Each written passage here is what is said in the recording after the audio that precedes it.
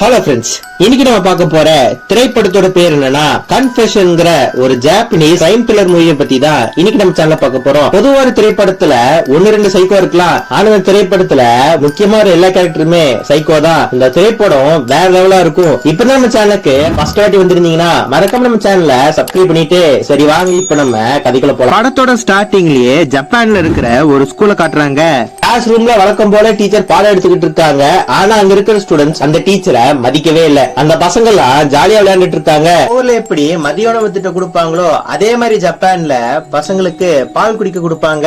எல்லா பசங்களும் ஜாலியா பால் குடிச்சிட்டு பாடத்தை கவனிக்காம அவனுக்கு பாட்டு ஆடிக்கிட்டு இருக்காங்க. இந்த மாதிரி பசங்களா கத்திக்கிட்டே இருக்கும்போது அவங்க கிளாஸ் டீச்சர் ஒரு விஷயத்த சொல்றாங்க. இந்த டீச்சர் இருக்காங்களே இவங்க தான் நம்ம படத்தோட ஹீரோயின். நம்ம ஹீரோயின் என்ன சொல்றாங்கன்னா, நான் இன்னையோட இந்த வேலையை விட்டு போறேன் அப்படின்னு சொல்ல சில பசங்க கேட்டு அப்படியே அமைதியாறாங்க.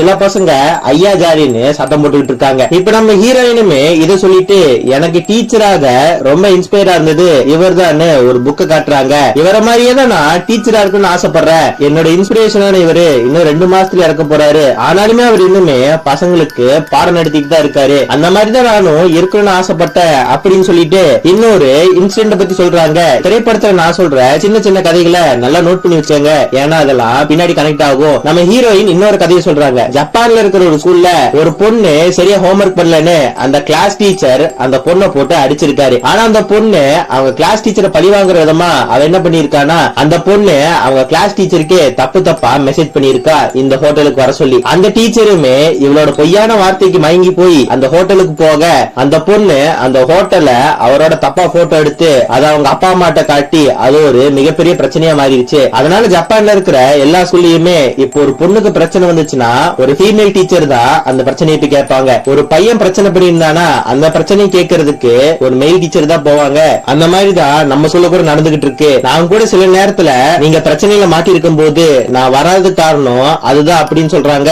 இப்ப அப்படியே போர்டு கிட்ட போறாங்க. போர்டு கிட்ட போய் வாழ்க்கையை பத்தி ஏதோ பேசுறாங்க. உங்களுக்கு எல்லாம் வாழ்க்கைங்கிறது எப்படின்னு தெரியாது, ஆனா என்னோட வாழ்க்கை என்னோட குழந்தை மட்டும்தான். என் குழந்தை தான் எனக்கு உலகமா இருந்துச்சு, ஆனா அவ இப்ப என் கூட இல்ல. நானே எல்லாரும் கல்யாணம் படிக்கலாம் டிசைட் பண்ணோம். ஆனா எங்க கல்யாணத்துக்கு 5 நாளைக்கு முன்னாடி தான் அவருக்கு எய்ட்ஸ் இருக்கிறதா எங்களுக்கு தெரிய வந்துச்சு அப்படின்னு சொல்ல அங்கிருந்து எல்லா பசங்களும் இப்ப அப்படியே ஷாக் ஆயிடுறாங்க. அதுல ஒரு பொண்ணு மூச்சு கூட விடாம அப்படியே மூக்கு பொத்திக்கிட்டு இருக்கா. நம்ம ஹீரோயினுமே அந்த பொண்ணை பார்த்து HIV ஒன்னும் காத்துல பரவாதுமா, மூக்க பொத்தாத அப்படிங்கிற மாதிரி சொல்றாங்க. நம்ம ஹீரோயினுமே இதனாலேயே நானும் அவரும் கல்யாணம் பண்ணிக்கவே இல்ல. ஒரு வருஷம் கழிச்சு எனக்கு என் பொண்ணு பிறந்தா, அவளுக்கு ஏதோ ஆயிடக்கூடாதுன்னு என் பொண்ணு இதனால வரைக்கும் அவரு தொட்டு கூட பார்த்தது கிடையாது. என் பொண்ணுக்கு எந்த விதமான பிரச்சனை வரக்கூடாதுன்னு அவளுக்கு அப்பாவே இல்லன்னு சொல்லிதான் என் பொண்ணை வளர்த்திருக்கேன். என் பொண்ணுக்கு ஒரு வயசு ஆனதுக்கு அப்புறம் நான் திருப்பி ஸ்கூலுக்கு வர ஆரம்பிச்சேன். என் பொண்ணு பகல் ஃபுல்லா அதாவது 6 மணி வரைக்கும் குழந்தைகளை பாத்துக்கிற அந்த டே கேர்ல தான் இருப்பா. ஸ்கூல் முடிஞ்ச உடனே அவளை நான் வந்து கூட்டிட்டு போயிருவேன். என் பொண்ணுக்கு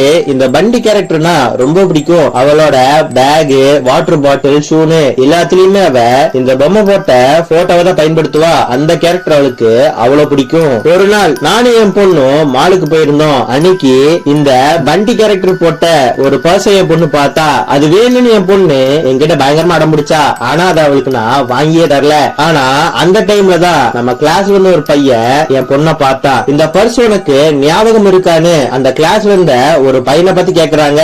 சில நாள் என் பொண்ண 6 மணி வரைக்கும் டே கேர்ல விட்டுருப்பேன். ஆனா சில நாட்கள்ல எனக்கு ஸ்பெஷல் கிளாஸ் வச்சாங்கன்னா நம்ம ஸ்கூல் பக்கத்திலேயே இருக்கிற டக்கனா அவங்களோட வீட்டுல கொண்டு போய் என் பொண்ணை விட்டு வந்துடுவேன். அந்த வீட்டுல இருக்கிற நாய்க்குட்டிக்கு சாப்பாடு போடுறதுன்னா என் பொண்ணுக்கு ரொம்பவே பிடிக்கும். அதே மாதிரிதான் அன்னைக்குமே எனக்கு ஸ்பெஷல் கிளாஸ் வச்சுட்டாங்க. ஆனா பக்கத்து வீட்டுக்காரங்களுக்கு உடம்பு சரியில்லைன்னு என் பொண்ண அவங்க வீட்டுல விடாம என்னோட ஸ்டாஃப் ரூம்லயே விட்டுட்டு வந்துட்டேன். ஆனா திரும்பி வந்து பார்க்கும்போது என் பொண்ணு என் கூட இல்ல. என் பொண்ணு அந்த ஸ்விம்மிங் பூல்ல விழுந்து செத்து போயிருந்தா. போலீஸுமே என் பொண்ணு தனியா ஸ்விம்மிங் பூல்ல போய் விழுந்துட்டான்னு கேஸ் முடிச்சாங்க. ஆனா எனக்கு நல்லாவே தெரியும் இது ஆக்சிடென்ட் இல்ல. என் பொண்ணு 2 பேரு பிளான் பண்ணி கொண்டிருக்காங்க. அவங்க 2 பேருமே இந்த கிளாஸ்ல தான் இருக்காங்க அப்படின்னு சொல்ல எல்லா ஸ்டூடெண்ட்ஸ் ஒரு நிமிஷம் ஷாக் ஆயிடுறாங்க. என்ன மேம் சொல்றீங்க, இங்கதான் இருக்காங்களா, அவங்க பேர் சொல்லுங்க அப்படின்னு ஸ்டூடெண்ட்ஸ் கேட்க நம்ம ஹீரோயின் இன்னொரு இன்சிடென்ட் சொல்றாங்க. அதாவது இதே 13 வயசுல இருக்கிற ஒரு பொண்ணு அவ ஃபேமஸ் ஆகணும்னு அவங்க சயின்ஸ் லேப்ல இருந்து சைனைட எடுத்துட்டு வந்திருக்கா. அந்த சைனைட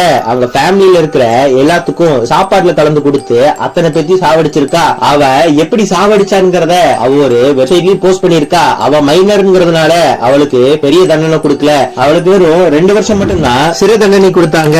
ஆனா அந்த பொண்ணுக்கு பாடம் நடத்தின சயின்ஸ் டீச்சரை இத்தனை வருஷமா ஜெயிலுக்குள்ளதான் போட்டு வச்சிருக்காங்க. அந்த பொண்ணுமே 2 வருஷம் கழிச்சு வெளியே வந்துட்டா. அவ வெளியே வந்ததும் ஒரு ஹீரோயினுக்கு என்ன மரியாதை கிடைக்குமோ அதை விட அவ பயங்கர ஃபேமஸ் ஆயிட்டா, பணக்காரி ஆயிட்டா. இப்ப நானும் இதே விஷயத்த பண்ணேன்னா அவனுங்களும் இதே மாதிரி தான் இருப்பானுங்க. அவனை நான் வேற மாதிரி பழி வாங்கணும்னு ஆசைப்படுறேன் அப்படிங்கிற மாதிரி சொல்றாங்க.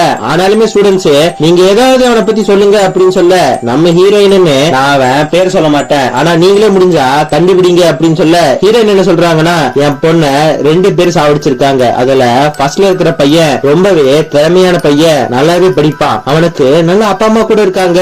ஆனா எதுக்காக என் பொண்ணை கொண்டான்னா எனக்கு தெரியல. எனக்கு அவனை பத்தி நல்லாவே தெரியும், அவன் நல்ல பையன் தான். ஆனா அவனை பத்தி சில ரூமர்ஸ் நான் கேள்விப்பட்டேன். அது என்னன்னா அவன் ஒரு வெப்சைட் கிரியேட் பண்ணி நாய் பூனையெல்லாம் கொன்னு அதை எப்படி கொன்னு அந்த வெப்சைட்ல அப்லோட் பண்ணிட்டு இருந்தானாமா. இதெல்லாம் தான் எனக்கு ரூமர்ஸா அவனை பத்தி தெரிஞ்ச விஷயங்கள். ஆனா ஒரு நாள் அவன் என்கிட்ட ஒரு பர்ஸ் கொண்டு வந்து கொடுத்தான். அந்த பர்ஸ் ஓபன் பண்ண உடனே எனக்கு ஷாக் அடிச்சது. இது என்னடா அப்படின்னு கேட்க அந்த பையன் என்ன சொன்னானா, மேம் இதுதான் மேம், திருடங்க நிறைய பேரு மணி பர்ஸ் ஆட்டைய போடுறாங்க, அவங்க மட்டும் இதை திறந்தாங்கன்னா அங்கேயே மயக்கம் போட்டு விழுந்துருவாங்க, ஈஸியா அவங்க மாட்டிக்குவாங்க, அவங்களுக்கு பணமே கிடைக்காது, யாருமே திருட மாட்டாங்க அப்படின்னு சொல்ல ஹீரோயின் என்ன அப்ப சொல்லிருப்பாங்கன்னா இல்லடா இந்த மாதிரி ப்ராஜெக்ட் நீ பண்ணாத, ஏன்னா இன்னும் கொஞ்சம் வோல்ட் அதிகமா போச்சுனாலும் அவன் செத்தே போயிருவான் அப்படின்னு சொல்ல அந்த பையன் பயங்கர கோபமாயிடுறான். மேம் நல்லா இருக்கோ நல்லா இல்லையோ இத நான் சயின்ஸ் எக்ஸிபிஷனுக்கு அனுப்ப போறேன், உங்க சைன் மட்டும் தான் வேணும், இது நல்லா இருக்கா நல்லா இல்லையான்னு அங்க இருக்கிற ஜட்ஜஸ் பாத்துக்குவாங்க, நீங்க சைன் போடுங்கன்னு சொல்ல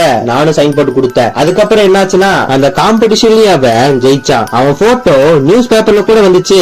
ஆனா என்னங்க பிரச்சனைனா அவன் காம்படிஷன்ல ஜெயிச்சனாலும் நான் இதுக்கு முன்னாடி சொன்னேன்ல அந்த 13 வயசு பொண்ணு அவங்க ஃபேமிலிய சைனைட் வச்சு கொன்னாலும் ஒரே நாள் இவனோட போட்டோ பிட் நியூஸ்ல வர மாதிரி சின்னதாவும் அந்த பொண்ணோட நியூஸ் ஹெட்லைன்ல வர அளவுக்கு அந்த பொண்ணு ஃபேமஸ் ஆயிருந்தா. இவனுக்கு அன்னைக்கு ஒரு விஷயம் மட்டும் நல்லா புரிஞ்சிருக்கு, நல்லது பண்ணா ஃபேமஸ் ஆக மாட்டோம், இந்த மாதிரி ஏதோ பண்ணாதான் ஃபேமஸ் ஆவான்னு யாரோ ஒருத்தங்களை கொலை பண்ணி ஃபேமஸ் ஆகணும்னு அன்னைக்கு டிசைட் பண்ணிருக்கான். இன்னொருத்தனை பத்தி சொல்லணும்னா பி. ஏ கூட என் பொண்ண தெரியாதனமா தான் கொன்னா, ஆனா பி ஒரு பக்காவான சைக்கோ, அவனை நான் மன்னிக்கவே மாட்டேன். பி பெருசா படிக்கவும் மாட்டான், ஸ்போர்ட்ஸ்லயே அவனுக்கு பெருசா இன்ட்ரெஸ்ட் கிடையாது, போற வர எல்லா நோட்லயும் சுட்டுப்போன்னு கிறுக்குத்தனமா எழுதிக்கிட்டு இருப்பான். நம்ம ஸ்கூல் ரூல்ஸ் படி 18 வயசுக்கு மேல இருக்கிறவங்க தான் வீடியோ கேம் சென்டர்ல போய் கேம் விளையாடணும். ஆனா அவன் இந்த ரூலை பிரேக் பண்ணி அன்னைக்கு அவன் கேம் விளையாண்டு இருக்கான். அதனால அங்கிருந்த மித்த பசங்களா சேர்ந்து அவனை போலீஸ் ஸ்டேஷனுக்கு கூட்டிட்டு போயிட்டாங்க. நான் முன்னாடி சொன்ன மாதிரி இப்போ ஒரு ஆம்பளை பையன் பிரச்சனையில மாட்டிக்கிட்டானா ஒரு ஆம்பளை டீச்சர் தான் அவனை போய் அந்த பிரச்சனையை வந்து காப்பாத்துவாரு. உங்க கிளாஸ் டீச்சர் நான் அவனை போய் காப்பாத்தாம பக்கத்து கிளாஸ் டீச்சர் அவனை போய் காப்பாத்தினாரு, காப்பாத்திட்டு அவனை ஒழுக்கமா இருடான்னு 4 சாத்து சாத்தினாரு. இதனால அவனுக்கு என் மேல கொஞ்சம் வன்மம் வர ஆரம்பிச்சது. இந்த டைம்ல தான் ஏவும் பியும் ஃப்ரெண்டாக ஆரம்பிச்சிருக்காங்க. ஏவுமே ஃபேமஸ் ஆகிறதுக்காக யாரடா கொல்லலான்னு பி கிட்ட கேட்கும் போது பி என்ன சொல்லிருக்கானா பக்கத்து கிளாஸ் டீச்சரோட பேர் சொல்லியிருக்கான். ஆனா ஏ என்ன சொல்றானா அதெல்லாம் வேண்டாம் அப்படிங்கிற மாதிரி சொல்லியிருக்கான். பி எதுக்கு பேசாம நம்ம கிளாஸ் டீச்சரை கொண்டுட்டான்னு என்ன காப்பாத்த அவங்க வராம வேற ஒருத்தனை கூட்டிட்டு வந்து என்ன அவங்க கிட்ட அடி வாங்க வச்சுட்டான், அவங்கள கொண்டலாம் அப்படின்னு சொல்லும் போது ஏன்னு சொல்லியிருக்கானா அவங்கள கொல்ல வேணாம். பி எப்படின்னா ஒரு மோசமான முடிவு எடுக்கிறா, அவங்க பொண்ணை கொண்டாடலான்னு. நம்ம ஹீரோயின் ஸ்டார்டிங்லயே அவங்க பொண்ணை பத்தி சொல்லியிருப்பாங்களே, அவங்க பொண்ணுக்கு இந்த பன்னி கேரக்டர் போட்ட எல்லா ப்ராடக்ட்ஸும் ரொம்ப பிடிக்கும்னு. அந்த பொண்ணு கூட ஒரு வாட்டி பர்சை கிட்ட அழுதுருப்பால, அப்போ கூட ஒரு பையன் பார்த்திருப்பான்ல, அவன் வேற யாரும் கிடையாது நம்ம பி தான். அதனால நம்ம பிக்கு நல்லாவே தெரியும் நம்ம ஹீரோயினோட பொண்ணுக்கு என்ன பிடிக்குன்னு. அது ஆல்ரெடி ஒரு பர்சா இருக்கிறதுனால நம்ம ஏக்கு இனிமேல் தோதா போச்சு. நம்ம ஹீரோயினோட பொண்ணை நல்லா வாட்ச் பண்ணி நம்ம ஹீரோயினோட பொண்ணு தனியா இருக்கும்போது அவள் அந்த ஸ்விம்மிங் பூலுக்கு கூட்டிட்டு போயிருக்காங்க. அவகிட்ட போய் இந்த பர்ஸ் உனக்கு ரொம்ப பிடிக்கும்ல, உங்க அம்மா இதை உங்ககிட்ட கொடுக்க சொன்னாங்க, உள்ள சாக்லேட் இருக்கு எடுத்து பாருன்னு சொல்லி அந்த பொண்ணு அதை ஓபன் பண்ணி வச்சிருக்காங்க. அந்த பொண்ணு அங்க செத்து போயிருக்கா. இந்த மாதிரி என் பொண்ணு அங்கேயே செத்து போயிட்டா. ஆனா அதுக்கப்புறம் தான் ஏ பிக்கோ ஒரு சின்ன பிரச்சனை வந்திருக்கு. ஏ பிய பார்த்து நீ ஒண்ணு என்னோட நண்பனே கிடையாது, இவளை கொல்றதுக்காக தான் உன்னை என் கூட வச்சிருந்தேன், மரியாதையா போய் வெளியே சொல்லு, நான் தான் அவளை கொன்னேன் அப்படின்னு சொல்லிட்டு ஏ அங்கிருந்து போயிருவா. இதெல்லாம் கேட்ட பியுமே ஒரு நிமிஷம் ஷாக் ஆகி அங்கிருந்து ஓடுறான். ஆனா பி அப்பதான் ஒரு விஷயத்தை நோட் பண்றான். அது என்னன்னா இப்படி இருந்தா கொலை கேஸ் அவனுக்கு போயிரும், அவன் ஃபேமஸ் ஆயிருவான்னு இதை ஒரு ஆக்சிடென்ட் மாதிரி ஜோடிச்சிருக்கா. அந்த பொண்ணை ஸ்விம்மிங் பூல்ல தூக்கி போட்டிருக்கான். போலீஸ்காரங்களும் இதை பெருசா கண்டுக்கல. ஆனா என் பொண்ணுக்கு செய்ய வேண்டிய காரியங்களை செஞ்சுட்டு என் பொண்ணுக்கு பிடிச்ச எல்லா திங்ஸையும் எடுத்து வச்சுக்கிட்டு இருந்தேன். அப்போதான் நம்ம ஸ்கூல் பக்கத்திலேயே இருக்கிற ஒருத்தங்க வீட்டுல என் பொண்ணை கொண்டு போய் விடுவேன்னு சொல்லியிருந்தேன்ல, அவங்க என் பொண்ணோட பொருளை என்கிட்ட ஒண்ணு கொடுத்திருந்தாங்க. அது என்ன பொருள்னா இந்த பர்ஸ் தான். இந்த பர்ஸ் அவளுக்கு நான் வாங்கி கொடுக்கவே இல்லை. ஆனா இந்த பர்ஸ் என் பொண்ணுக்கு ரொம்ப பிடிக்கும்னு இந்த கிளாஸ்ல இருக்கிற அந்த பையனுக்கு மட்டும்தான் தெரியும். நானுமே இத பத்தி விசாரிக்கிறதுக்காக அந்த பையனோட வீட்டுக்கு போயிருந்தேன். அந்த பையனோட வீட்டுக்கு போனதும் அந்த பையன் எல்லா உண்மையும் என்கிட்ட சொல்லிட்டான். அவங்க அம்மாவுமே என் பையன் கொல்லல, அந்த பையன் தான் உங்க பொண்ணை கொன்னா. அந்த பையனும் அந்த பையனோட அம்மாவும் இதுதான் சொன்னாங்க. ஆனா இது உண்மை இல்ல. போஸ்ட்மார்ட்டம் ரிப்போர்ட்ல என்ன வந்துருந்துச்சுன்னா, என் பொண்ணு கரண்ட் ஷாக் அடிச்சு செத்து போல, என் பொண்ணு தண்ணியில மூழ்கிதான் செத்து போனான்னு போஸ்ட்மார்ட்டம் ரிப்போர்ட்ல வந்திருக்கு. இப்படி அவங்க இந்த கதையை சொல்ல அங்க இருக்கிற எல்லா பசங்களுக்கும் தெரிஞ்சு போயிருது யாரு கொலைய பண்ணாங்கன்னு. ரெண்டு பேருமே பயங்கர பயத்துல இருக்கானுங்க. இப்ப நம்ம ஹீரோயின் இன்னொரு விஷயத்த சொல்றாங்க. நான் ஃபர்ஸ்டே சொல்லியிருந்தேன்ல, என் ஹஸ்பண்டுக்கு எய்ட்ஸ் இருந்துச்சுன்னு. என் ஹஸ்பண்ட் வேற யாரும் கிடையாது. நான் ஒரு புக்க காட்டி என்னோட இன்ஸ்பிரேஷன் சொன்ன பாத்தீங்களா, அவர் தான். நான் என்ன பண்ணிருக்கேன்னா, என் பொண்ண பொத்தி பொத்தி வளர்க்கணும்னு நினைச்சேன். ஆனா என் பொண்ண இவனுங்க கொண்டுட்டானுங்க. நான் என்ன பண்ணனா, எய்ட்ஸ் இருக்கிற என் ஹஸ்பண்டோட பிளட் எடுத்து இப்ப நீங்க பால் குடிச்சீங்க பாத்தீங்களா, அவங்க ரெண்டு பேத்துக்கு மட்டும் என் ஹஸ்பண்டோட எய்ட்ஸ் ரத்தத்தை எடுத்து அதுல கலந்து கொடுத்துட்டேன். இனி வாழ்க்கை ஃபுல்லா அவங்க சாக வேண்டியதா அப்படின்னு சொல்ல இந்த சயின்ஸ் அவார்டு வாங்கினா பாத்தீங்களா ஒருத்தன், அவன் பதறி போய் பாத்ரூமுக்கு வர்றான். இன்னொரு பையன் ஏறத்தாழ செத்து போயிட்டான். ரெண்டு பேருமே பயத்தோட உச்சியில இருக்காங்க. இப்ப நம்ம ஹீரோயின் இப்படி சொல்லிட்டு அவ அங்கிருந்து போயிடுறா. சம்மர் வருது, அடுத்த இவங்க 8th போயிடுறாங்க. நம்ம ஹீரோயின் தான் வேலையை ரிசைன் பண்ணிட்டு போயிருப்பால.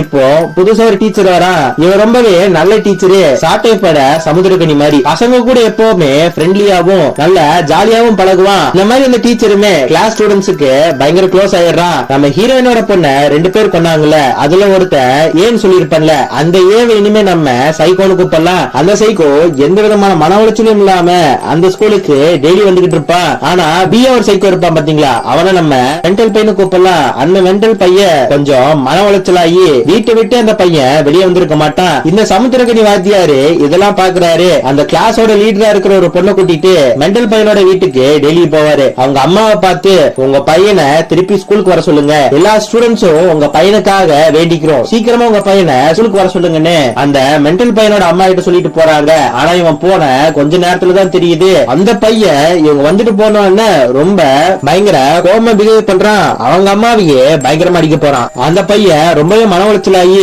3-4 மாசமா அவன் குளிச்சிருக்கவே மாட்டான். ஆளு பார்த்தாலே பைத்தியக்கார மாதிரி இருப்பான். ஆனா என்னதான் அவன் இப்படி பிஹேவ் பண்ணாலும் அவனை சுத்தி இருக்கிற எல்லா இடத்தையும் பயங்கர கிளீனா வச்சுக்குவான். இவனை பொறுத்த வரைக்கும் எனக்கு எய்ட்ஸ் வந்துருச்சுல, அது அவங்க அம்மாக்கு படக்கூடாதுன்னு ரொம்பவே கேர் எடுத்து பாத்துக்குவான். குற்ற உணர்வு இவ்வளவு இருக்கிற இந்த பையனே இவ்வளவு கஷ்டப்படுறான். ஆனா எந்த விதமான கில்ட்டுமே இல்லாம ஜாலியா ஸ்கூலுக்கு வர சைக்கோ சும்மா ஓடுவாங்க. அந்த ஸ்கூல் பசங்க எல்லாருமே டெய்லி அவனை போட்டு சித்திரவதை பண்ண ஆரம்பிக்கிறாங்க.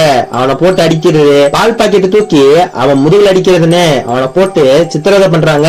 ஆனா இந்த மாதிரி ஒரு டைம்ல தான் அந்த சமுத்திரக்கனி டீச்சருக்கு ஒரு லெட்டர் போகுது. இந்த மாதிரி இந்த சைக்கோவை ஓவரா புலி பண்றாங்கன்னு அந்த டீச்சருக்கு ஒரு லெட்டர் போகுது. அந்த டீச்சருமே இப்படி எல்லாம் நடந்துக்காதீங்க, யாரும் அவனை கொடுமைப்படுத்தினது அப்படின்னு கேட்க எல்லா பசங்களும் நான் தான் பண்ணேன் அப்படிங்கிற மாதிரி சொல்றாங்க. இதனால அந்த டீச்சராலையுமே ஒண்ணும் பண்ண முடியல. இந்த மென்டல் பையன் சுலுக்கு வராம இருக்கான் பாத்தீங்களா, அவனை திருப்பியும் சுலுக்கு கொண்டு வரதுக்காகவே நம்ம சமுத்திரக்கனி வாத்தியார் என்ன பண்றாருன்னா, ஸ்டூடெண்ட்ஸ் கிட்ட எல்லாமே போய் அந்த பையனை உங்களுக்கு எவ்வளவு பிடிக்குன்னு அவனுக்கு ஒரு லெட்டர் எழுதி அனுப்புங்க, நானும் இந்த கிளாஸ் லீடர் பொண்ணும் அதை போய் கொடுத்துட்டு வந்துடுறோம் அப்படின்னு சொல்ல, நம்ம டீச்சருமே அந்த லெட்டரை கொண்டு போய் அவங்க அம்மாட்ட கொடுக்குறாங்க. ஆனா நம்ம டீச்சரு எப்பெல்லாம் அந்த பையனோட வீட்டுக்கு போறாங்களோ அப்பெல்லாம் அந்த மென்டல் பையன் பயங்கரமா அக்ரெசிவா நடந்துக்க ஆரம்பிக்கிறான். இதனாலயுமே அந்த மென்டல் பையனோட அம்மா நம்ம டீச்சரை உள்ளே விடுறது இல்ல. அந்த மென்டல் பையனோட அம்மாவுக்குமே தான் பையன் இப்படி ஆயிட்டானு அவனை பத்தி ரொம்பவே கவலைப்படுவாங்க. ஏன்னா இவங்களை பொறுத்த வரைக்கும் இவங்க பையன் அந்த பொண்ணை கொலை பண்ணல, அந்த பொண்ணு செத்து போயிருக்கா, ஸ்விமிங் பூல்ல மட்டும்தான் அந்த பையனை தூக்கி போட்டதா அவங்க நினைச்சுக்கிட்டு இருக்காங்க. ஆனா அதே சமயத்துல ஸ்கூல் பசங்களா சேர்ந்து ஒரு லெட்டர் அனுப்புறாங்க பாத்தீங்களா, அதை பார்த்து இப்ப இவங்க பயங்கரமா பயப்பட ஆரம்பிக்கிறாங்க. ஏன்னா நார்மலா பார்த்தா சீக்கிரம் ஸ்கூலுக்கு வா அப்படிங்கிற மாதிரி இருக்கும். ஆனா லைட்டா உத்து பார்த்தா தான் தெரியும் நீ எல்லாம் ஏன்டா உயிரோட இருக்க, செத்து போறான் அப்படிங்கிற மாதிரி எழுதி இருக்கும். இருக்கும். இப்ப மறுபடியும் சமுத்திரக்கனி வாத்தியார காட்டுறாங்க. அவருக்கு மறுபடியுமே ஒரு லெட்டர் வந்திருக்கு. இந்த பையனை ஓவர் அடிக்கிறாங்கன்னு அவங்க கிளாஸ் பசங்களுக்கு எல்லாம் ஒரு பொண்ணு மேல டவுட் வருது. இவங்க கிளாஸ் லீடர் மேல இவங்களுக்கு எல்லாம் சந்தேகம் வருது. நீதான் லெட்டர் அனுப்புனியா அப்படின்னு கேட்க அந்த பொண்ணு லெட்டர் எழுதியிருக்க மாட்டா. ஆனா இவதான் லெட்டர் எழுதியிருக்கான்னு அந்த பொண்ணையும் நம்ம சைக்கோவையும் கிசடிக்க வச்சிருவாங்க. இவனோட எய்ட்ஸ் உனக்கு வரட்டு அந்த பொண்ணை இப்படி பழி வாங்கியிருப்பாங்க. ஆனா இப்ப நம்ம சைக்கோவையும் அந்த பொண்ணையும் காட்டுறாங்க.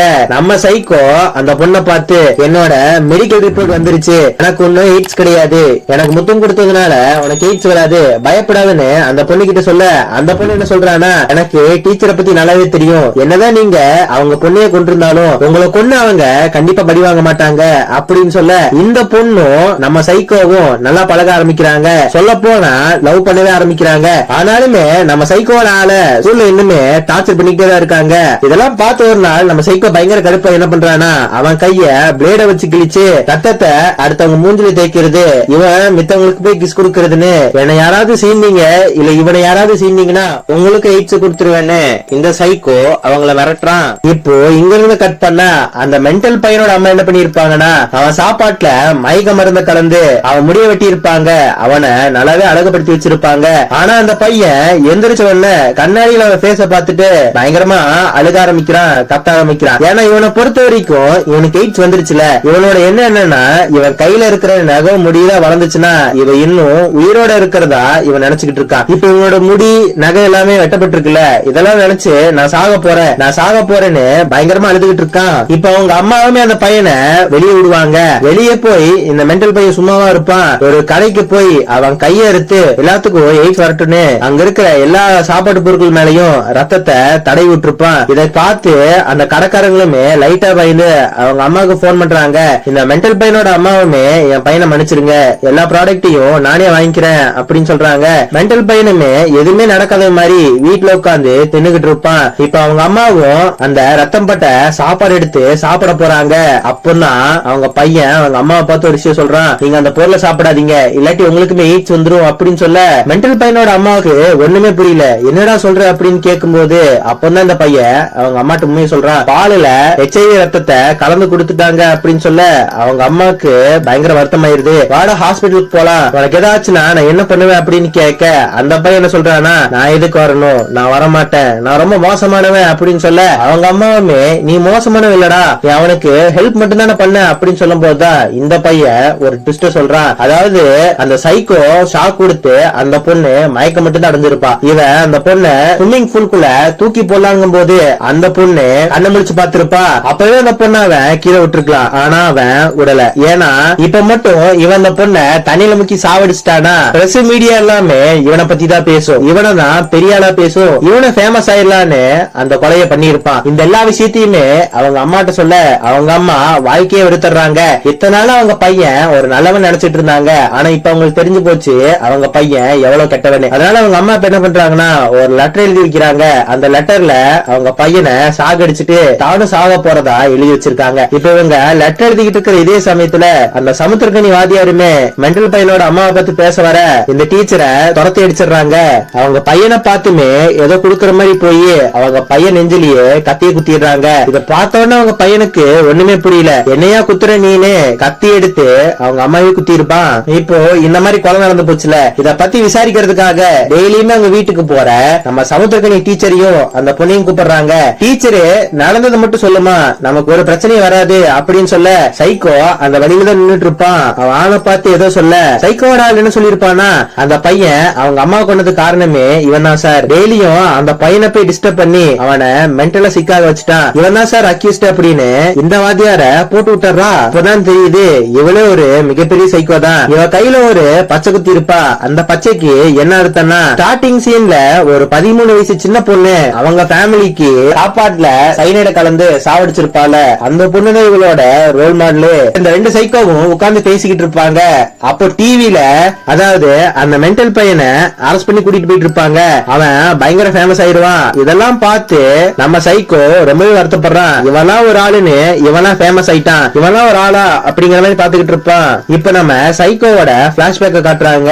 அவன் என் வாழ்க்கையில எனக்கு யாருமே கிடையாது, என் கூட இருந்தவங்க எல்லாருமே என்னை விட்டுட்டு போயிடுறாங்கன்னு இப்போ ஒரு ஃப்ரிட்ஜ் ஓபன் பண்ண இவன் கூட ஒரு பொண்ணு சுத்திட்டு விளையாடிட்டு இருப்பாள அவளோட கையை ஃப்ரிட்ஜுக்குள்ள இருக்கு. சைக்கோவோட அம்மா ஒரு பயங்கரமான புத்திசாலி, ஒரு சயின்டிஸ்டா இருந்திருப்பாங்க. ஆனா அவங்க கல்யாணம் பண்ணது ஒரு நார்மலான மேன. இவங்க ரெண்டு பேருக்கு கல்யாணம் பண்ணதுக்கு அப்புறம் இந்த சைக்கோவோட அம்மாவுக்கு அவங்க பையனை மிகப்பெரிய திறமசாலி ஆக்கணும்னு ரொம்ப ஆசை. ஜாலியா விளையாட வேண்டிய நேரத்திலேயே பையன்கிட்ட போய் இத பண்ணு, பொம்மை செய்யு, ரோபோட் செய்யுன்னு என்னென்னமோ சொல்லி கொடுப்பாங்க. அத அவன் சரியா செய்யலினா அடிடி நடிப்பாங்க. சைக்கோவோட அம்மா சைக்கோவை இப்படி அடிக்கிறதுனால அவங்க அப்பா சைக்கோவோட அம்மாவை டிவோர்ஸ் பண்ணிருப்பாரு. சைக்கோவோட அம்மாவுமே சைக்கோவை விட்டு போறதுக்கு முன்னாடி அவனுக்காக நிறைய புக்ஸ் எல்லாம் கொடுக்கறாங்க. நீ பெரிய சயின்டிஸ்டா வரணும், நீ பேப்பர்ல எல்லாம் வரணும் அப்படின்னு சொல்லிட்டு அவ அங்கிருந்து போயிருப்பா. சைக்கோவால இது ஏத்துக்கவே முடியாது. போகாதீங்க போகாதீங்க அப்படின்னு சொல்லும் போது அங்க தூரத்துல சில பசங்க பபிள்ஸ் விட்டு விளையாண்டுட்டு இருப்பாங்க. அதுல ஒரு பபிள்ஸ் உடையிற மாதிரி அவங்க அம்மா இவனை விட்டு போறத இவனால ஏத்துக்க முடியல. கொஞ்ச நாள் இவங்க அப்பா இன்னொரு கல்யாணம் பண்ணிக்கிறாங்க.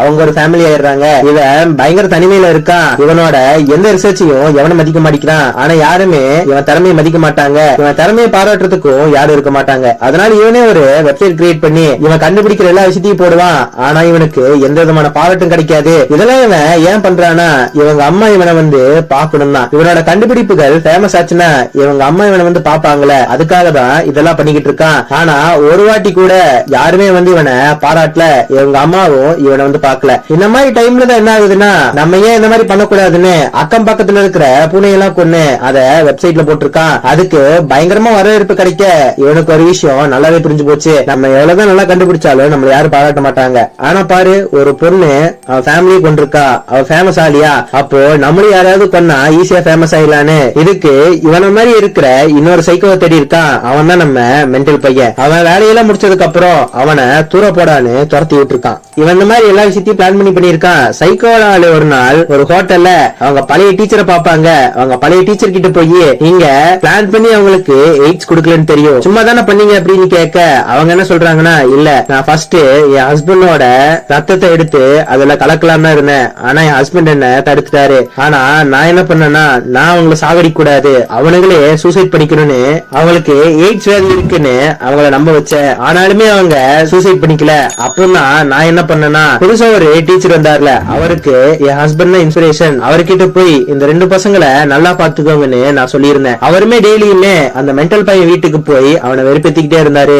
இதனால அவன் பயங்கரமா சிக்காக ஆரம்பிச்சான். இந்த சைக்கோ பையனை நிறைய பேர் புலி பண்றாங்கன்னு ஒரு லெட்டர் வந்துச்சு பத்தியா, அது கூட அவருக்கு நான் தான் எழுதினேன். இந்த மாதிரி அவங்க ரெண்டு பேர்த்தையுமே பைத்தியம் பிடிக்கிற மாதிரி நான் பண்ணேன். கண்டிப்பா அவங்க ரெண்டு பேரும் ஒரு நாள் செத்து போவாங்க அப்படிங்கிற மாதிரி சொல்லிருப்பா. இங்க இருந்து கட் பண்ணா நம்ம சைக்கோவையும் அவன் ஆளையும் காட்டுறாங்க. இப்ப டிவில அந்த மென்டல் பையனை அரெஸ்ட் பண்ணி இழுத்துட்டு போறாங்க. அவன் பயங்கர ஃபேமஸ் ஆயிடுறான். இவனோ ஒரு ஆளானு பயங்கரமா திட்டிக்கிட்டு இருக்கா. அவனோட ஆள் என்ன சொல்றானா, ஏய் சும்மா சும்மா கத்தாதடா, நீ ஏன் தெரியுமா இதெல்லாம் பண்ற, உனக்கு உங்க அம்மாவை பாக்கணும், நீ ஃபேமஸ் ஆனினா உங்க அம்மா வந்து உன்னை பாப்பாங்கன்னு நினைச்சுக்கிட்டு இருக்க, ஆனா உன்னால பண்ண முடியாது, நீ ஒரு பைனாங்கோலி அப்படின்னு சொல்ல இவளுக்கு அவளுக்கும் கொஞ்சம் வாக்குவாதம் ஆகுது. அதுல நம்ம சைக்கோ என்ன பண்ணுவானா, அவள அங்கே அடிச்சு சாவடிச்சிருவான். இதுக்கப்புறம் நம்ம சைக்கோ என்ன பண்ணுவானா, ஒரு கேமரா முன்னாடி நின்னு பேச ஆரம்பிச்சிருப்பான். அதுல அவன் என்ன சொல்லிருப்பானா, இன்னும் 2 நாள்ல எங்க ஸ்கூல்ல எங்க ஸ்கூல்ல வாழ்க்கைனா எவ்வளவு முக்கியம்னு அத பத்தி ஒரு ஸ்பீச்ச என்ன பேச சொல்லிருக்காங்க. எங்க அம்மா என்ன வந்து பாக்கணும்னா இதை விட மிகப்பெரிய வாய்ப்பு கிடைக்கவே கிடைக்காது. நான் ஒரு பாம்ப ரெடி பண்ணிருக்கேன். ஸ்பீச் முடிஞ்ச உடனே இந்த போன்ல இருக்கிற 4 பட்டனை பிரஸ் பண்ணுவேன். என் காலுக்கடியில இருக்கிற இந்த பாம் வெடிச்சு சதுரும். அங்க இருக்கிற எல்லாருமே செத்துருவாங்க. நானும் ஃபேமஸ் ஆயிருவேன். எங்க அம்மா என்ன பாக்க வருவாங்க அப்படின்னு சொல்றான். இன்னொரு விஷயம் என்ன சொல்றான்னா, எங்க அம்மா கிட்ட இருந்து எனக்கு ஒரு மெயில் வந்துருச்சு. எங்க அம்மா எங்க இருக்காங்கன்னு அவங்க காலேஜோட அட்ரஸ் எனக்கு தெரிஞ்சிச்சு. நான் எங்க அம்மாவை பார்க்க போனேன். ஆனா எங்க அம்மாவை நான் பார்க்கவே இல்லை. என்ன வேணான்னு என்னை விட்டுட்டு போன அம்மா எனக்கு வேணான்னு அங்கிருந்து நான் அப்படியே வந்துட்டேன். இந்த மாதிரி வீடியோ போட்டு அத வெப்சைட்லயும் அப்லோட் பண்றான். இப்போ அந்த ஸ்பீச் கொடுக்கற நாளும் வருது. வாழ்க்கைனா எவ்வளவு முக்கியம்னு எங்க முன்னாள் டீச்சர் எங்களுக்கு சொல்லி கொடுத்திருக்காங்கன்னு நம்ம ஹீரோயினை பத்தி பேசிட்டு ஸ்பீச் முடிஞ்ச உடனே அந்த பட்டன் அமுக்குறான். ஆனா என்னடான்னு கீழே வந்து பார்த்தா இப்ப நம்ம ஹீரோயின் அங்கிருந்து நடந்து வந்துட்டு இருக்காங்க. நம்ம ஹீரோயினுமே அவனை பார்த்து என்னடா வெடிகுண்டு வெடிக்கலையா அப்படின்னு கேக்குறாங்க. இவன் ஒரு நிமிஷம் ஷாக் ஆயிடுறான். வாழ்நாள் நீ உண்மையே பேச மாட்டியா, நீ உங்க அம்மாவை பார்க்க போனீல, அப்ப நானுமே உன்னை ஃபாலோ பண்ண. உங்க அம்மாவை போய் நீ பார்க்கவே இல்லை. ஏன்னா உங்க அம்மாவுக்கு ரீசெண்டா தான் இப்போ செகண்ட் மேரேஜ் ஆயிருக்கு. அவங்க ஹனிமூனுக்கு போயிருக்கிறதா அவங்க வேலை பார்த்துட்டு இருந்த ஒருத்தர் சொல்லியிருக்காரு. நீயுமே அதை கேட்டு மனசு தாங்க முடியாம அங்க இருந்து ஓடி வந்திருக்க. ஆனா வீடியோல பெரிய வீர மாதிரி பேசிக்கிட்டு இருந்திருக்கியே. நம்ம ஹீரோயினுமே அந்த பையனை பார்த்து உங்க அம்மானா உனக்கு ரொம்ப பிடிக்கும்ல, உன்னை பத்தி உங்க அம்மாக்கு எதுவுமே தெரியாதுன்னு நினைச்சுக்கிட்டு இருக்க. ஆனா நான் என்ன தெரியுமா பண்ணேன், உங்க அம்மாக்கு நீ பிரைஸ் வாங்கின போட்டோல இருந்து எல்லா விஷயத்தையுமே அவங்களுக்கு நான் அனுப்பிச்சு விட்டேன். நீ பிரைஸ் வாங்க நினைச்ச அவங்க ரொம்பவே சந்தோஷப்பட்டாங்க. நீ கண்டுபிடிச்ச எல்லா பொருட்களையும் உங்க அம்மாவுக்கு நான் அனுப்பிச்சு வச்சிருந்தேன். இப்போ நீ இத்தனை பேர்த்த கொல்றதுக்காக கண்டுபிடிச்ச அந்த வெடிகுண்டு முதற்கொண்டு அப்படின்னு நம்ம ஹீரோயின் சொல்லும் போது இவனுக்கு ஒரு நிமிஷம் ஷாக் ஆயிருது. அப்பதான் இவனுக்கு ஒரு விஷயம் நல்லாவே புரியுது. இவன் 4 நம்பரை பிரஸ் பண்ண உடனே அங்க அவங்க அம்மா செத்து போயிருப்பாங்க. அவங்க அம்மா செத்து போகும்போது கூட அவங்க பையன் வாங்கின அவார்டை பார்த்துட்டு தான் செத்து போயிருந்திருப்பாங்க. ஹீரோயினுமே அவனை பார்த்து என் பொண்ண நீ கொன்ன, ஆனா நான் உன்னை கொல்லல, அதுக்கு பதிலா உன்னை டார்ச்சர் பண்ணணும்னு நினைச்சேன், நீயே உங்க அம்மாவை கொல்ற மாதிரி பண்ணிட்ட பாத்தியா அப்படின்னு சொல்ல இந்த சைக்கோக்கு என்ன பண்றதுன்னே தெரியல. கதறி கதறி அழுக ஆரம்பிக்கிறான். நம்ம ஹீரோயினுமே அவங்க பொண்ணை கொன்னவங்கள ஒரு வழியா பழி வாங்கிட்டாங்க. இங்க இருந்து திரைப்படம் ஒரு முடிவுக்கு வருது. ஓகே ஃப்ரெண்ட்ஸ், அடுத்த ஒரு வீடியோல உங்களை வந்து பாக்குறேன். பாய்.